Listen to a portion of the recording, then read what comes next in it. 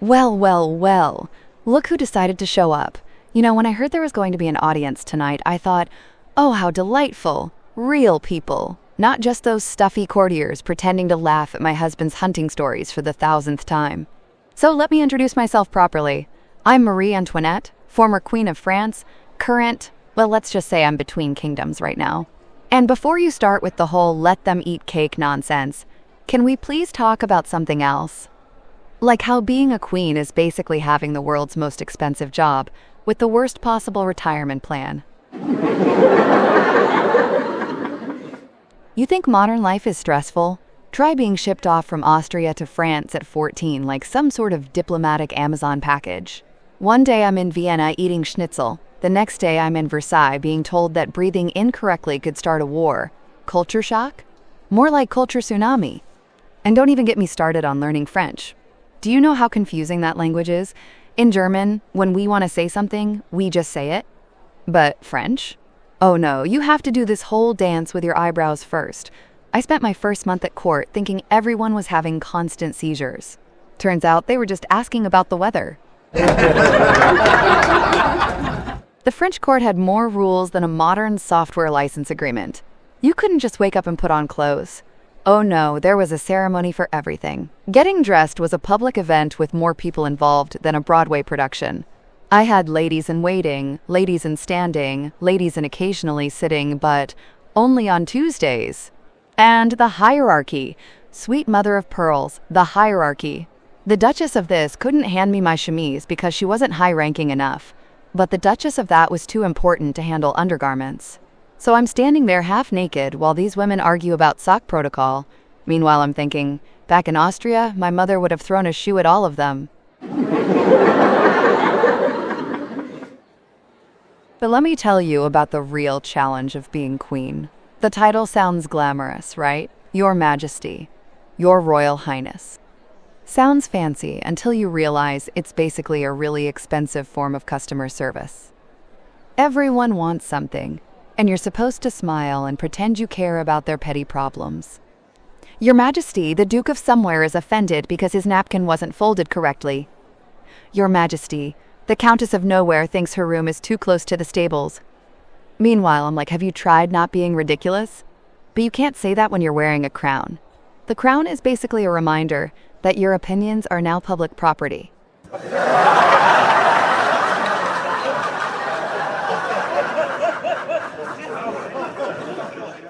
And the pressure? You know what real pressure is? Having every single thing you do analyzed by people who've never had to make a decision more complex than what color stockings to wear. I buy a necklace?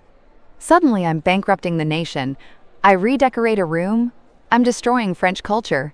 I sneeze in public? It's obviously a coded message to Austria. People always ask me about my spending habits. Listen, when you're trapped in a palace with more rooms than a Vegas hotel, and everyone expects you to look perfect 24/7, retail therapy isn't a luxury, it's a survival mechanism. You try maintaining your sanity when your daily schedule includes things like stand perfectly still while 15 people debate the angle of your tiara.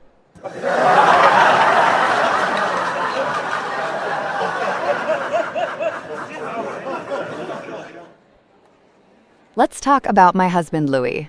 Sweet man, really, but about as exciting as watching paint dry in a monastery. His idea of a wild night was cataloging his hunting trophies. Again, do you know how many times I had to pretend to be fascinated by the story of how he shot a particular deer? And then, Marie, I aimed slightly to the left. Oh, how thrilling, darling. Tell me more about your geometric relationship with dead animals. Meanwhile, I'm thinking, in Austria, even our boring people had better stories. But you smile, you nod, because that's what queens do. We're basically professional smile and nodders. The man collected locks, not like door locks, that would be useful. No, he collected padlocks as a hobby. Our bedroom had more security hardware than a medieval prison. I used to joke that if revolution came, we'd be the only people in France who could lock ourselves in the Bastille. And don't get me started on our wedding night. Poor Louis was so nervous. He spent an hour explaining the mechanical principles of different types of door latches. I'm sitting there in my wedding nightgown thinking, this is it? This is what all those diplomatic marriages are about? Lock enthusiasm? But you know what the real irony is? Everyone thinks I was this completely out of touch, frivolous party girl. Meanwhile, I'm the one who actually tried to connect with real people. I had a little farm built at Versailles where I could pretend to be a regular person. Yes, it was a very expensive, very clean farm with servants, but it was the thought that counted. I wanted to milk cows. Granted, they were very well-groomed cows, and the milk went into porcelain buckets designed by the finest craftsmen in Europe, but still, it was authentic rural experience, with just a tiny bit of luxury. Okay, a lot of luxury. Fine, it was basically a theme park with livestock.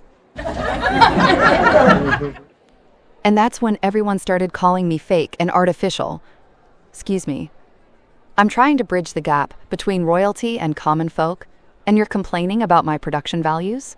You try connecting with nature when you've been trained since birth to believe that touching anything made of natural fiber might cause you to break out in hives. The peasants were like, she doesn't understand our struggles.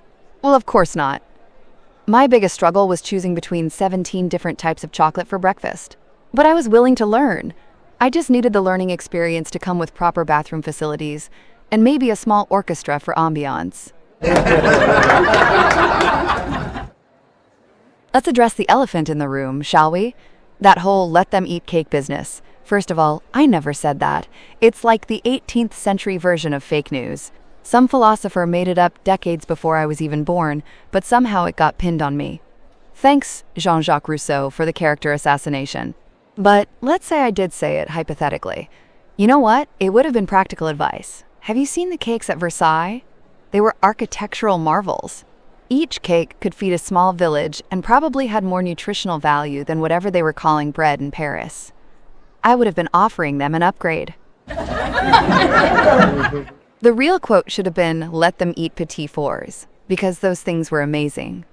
We had pastry chefs who were basically edible engineers. They could build you a cake that looked like a functioning windmill, with actual moving parts, made of sugar. If I was going to be callous about peasant hunger, at least give me credit for suggesting really spectacular food. And another thing, when did suggesting cake become the ultimate symbol of being out of touch? In today's world, telling someone to eat cake would be considered dietary advice. Oh, you're stressed? Have some cake. Feeling down? Cake therapy. I was just ahead of my time in understanding comfort food psychology. Now let's talk about fashion, because apparently my clothing choices were a matter of national security. I wear a simple dress. I'm not supporting French textile workers. I wear an elaborate gown. I'm flaunting wealth in front of the poor. I wear something from Austria. I'm a foreign spy. I wear something French. I'm trying too hard to fit in. You know what I should have done? Started a fashion blog. Marie's Style Diary, Diplomatic Dressing in a Revolutionary World. Chapter 1. How to accessorize a crown without looking like you're trying too hard. Chapter 2. Petticoats. Friend or foe in palace intrigue. My hair alone was a full-time job. We're talking architectural projects that required engineering consultations. I had hairdressers who could build you a coiffure that included working bird cages, miniature ships, and once, I swear this is true, a tiny replica of the gardens of Versailles, complete with little fountains. My head was basically a theme park. Do you know how hard it was to sleep with 3 feet of hair sculpture on your head? I had to sleep sitting up for weeks. But fashion demanded it, and when you're queen, fashion isn't just clothing, it's foreign policy. Every ribbon was a diplomatic statement. Every curl was an international incident waiting to happen.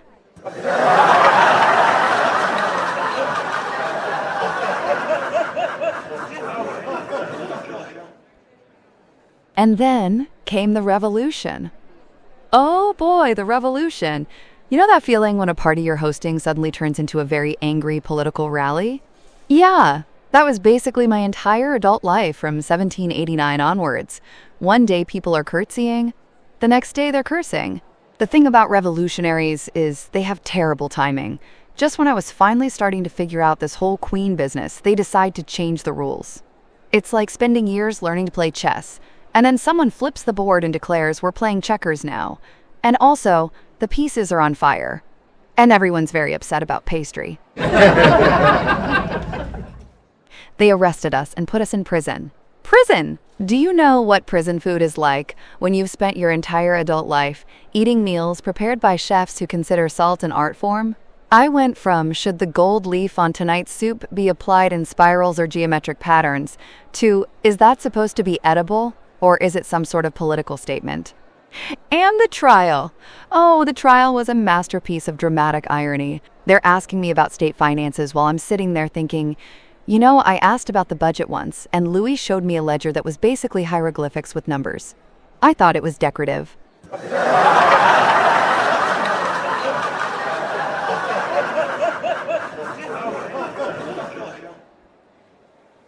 But you know what the real tragedy was? I finally understood what the people wanted right before it was too late. They didn't want me to be more like them. They wanted me to actually see them. All those years I spent trying to play peasant in my perfect little farm, when I should have just walked out the front door of Versailles and had a real conversation with a real person. Instead, I lived in this bubble where everyone told me what they thought I wanted to hear. It was like being trapped in a very expensive echo chamber with really good acoustics and terrible information. No one wants to be the person who tells the Queen that maybe, just maybe, spending the national budget on a single party might not be the best idea. And the media! Oh yes, we had media in the 18th century. They were called pamphleteers, and they were basically Twitter with more syllables and better handwriting. Every day, there was some new scandalous story about what I supposedly did, said, wore, ate, thought, or dreamed about. They made up affair after affair, conspiracy after conspiracy. I couldn't step outside without someone writing a 3-page essay about the symbolic meaning of my shoe buckles. Marie Antoinette's left buckle clearly indicates her secret alliance with the British. Really? My shoe buckle is conducting international diplomacy? Maybe give my shoe buckle a cabinet position then. You want to know what I really regret? Not the spending, not the parties, not even the hair sculptures. I regret that I never got to do stand-up comedy while I was alive. Can you imagine how much better history would have been if I could have just gotten on stage and explained myself? Ladies and gentlemen, please welcome to the stage the Queen of France. And then I could have said, you know, running a country is like running a really big household. Except everyone in the household wants to kill you, and also they keep changing what currency you're supposed to use.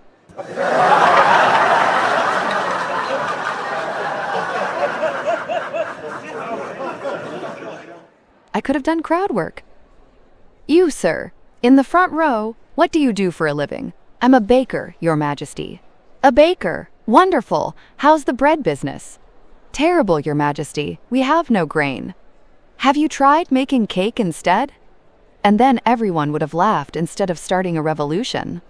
But seriously, you know what I learned from my experience? Communication is everything. And maybe, just maybe, when you're living in a palace with more bathrooms than most towns have buildings, you should occasionally check in with the people who don't have bathrooms at all.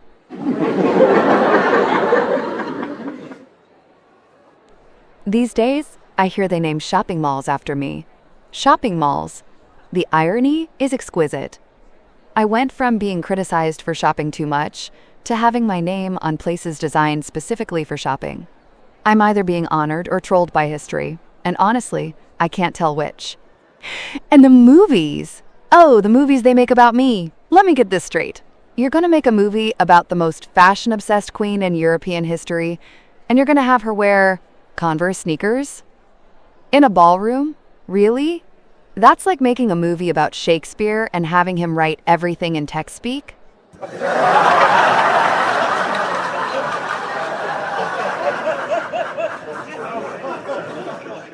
But I have to admit, some of the modern interpretations are really clever. Apparently, I'm now a symbol of everything from capitalism to feminism to the dangers of social media influence.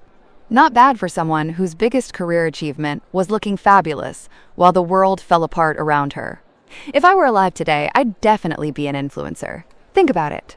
I already had the lifestyle content down. Get ready with me, Queen Edition. What I eat in a day at Versailles. Rating my husband's hobbies. Decorating my guillotine. Execution day aesthetic. You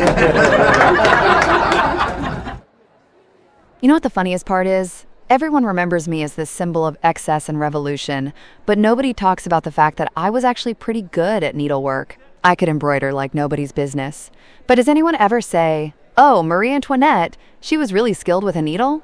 No, it's all cake and diamonds and revolution. I was artistic, I painted, I played music. I wrote letters that were actually very witty, if I do say so myself. But history remembers me for the one thing I didn't even say, and the one job I was literally born into.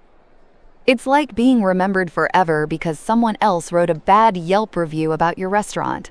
And let's talk about that execution for a moment, shall we? Because everyone always brings it up, and honestly, it's getting a bit old. Yes, I was beheaded. Yes, it was dramatic. Yes, it was historically significant. But you know what nobody ever mentions? I had excellent posture right up until the end. They say I apologized to the executioner for stepping on his foot. Even facing death, I maintained proper etiquette. That's not the behavior of a frivolous, thoughtless person. That's someone who understood that manners matter, even in the worst circumstances. Though I have to say, if I'd known I was going to be remembered for stepping on someone's foot, I might have chosen my last words more carefully. But here's what I want you to take away from my story. Don't let other people write your narrative.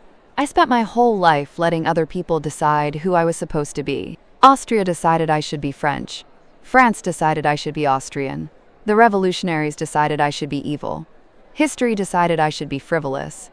The truth is, I was just a person trying to figure out an impossible job in an impossible situation with impossible expectations. Sound familiar? That's basically everyone's life, just with more jewels and higher stakes. We're all just making it up as we go along and hoping our mistakes don't end up in history books. So the next time someone tells you you're out of touch, or you don't understand the real world, or you're living in a bubble, just remember, at least you're not doing it while wearing a 3-foot-tall powdered wig and a dress that requires 2 people to help you sit down. And if someone accuses you of being extravagant, just remind them that extravagance is relative. I might have had a farm made of silk and porcelain, but at least I never spent money on cryptocurrency or tried to colonize Mars. Modern billionaires make my spending look like coupon shopping.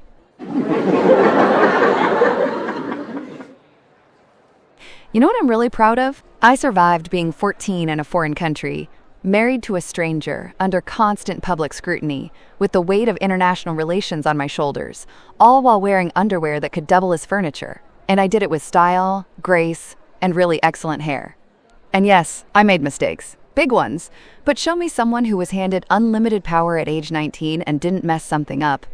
The only difference is my mistakes made it into every history textbook in the world, while yours just make it into family stories at Thanksgiving.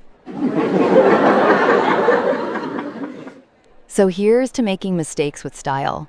Here's to being remembered, even if you're remembered wrong. And here's to cake, because regardless of who said what about it, cake is delicious and life is short. And sometimes you just need to eat something sweet while the world burns down around you. They wanted me to let them eat cake? Well, I say let them laugh cake, because laughter is better than cake anyway.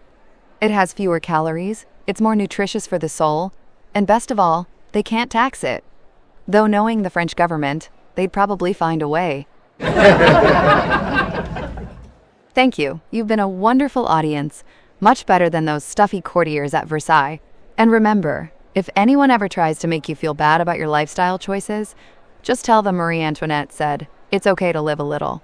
After all, what's the worst that could happen?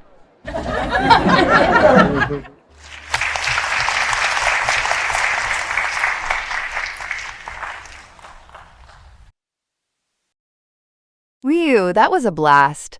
I'm so exhausted now. Oh, thanks so much for sticking around till the end. Wow, tonight's show really brought the house down, huh?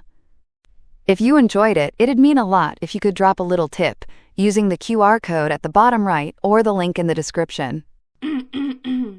That way, I can treat myself to a drink or two. Cheers to that. Hey, if you're into learning by listening while doing other stuff, I've got another channels for that too. Check the links in the description. They're a bit more on the serious side though, not comedy. Oh, and don't forget to hit subscribe, drop a like, and leave a comment. I'd love that. All right then, guess it's time for me to head out. Thanks again. Really? Can't wait to see you at the next show. Bye-bye for now.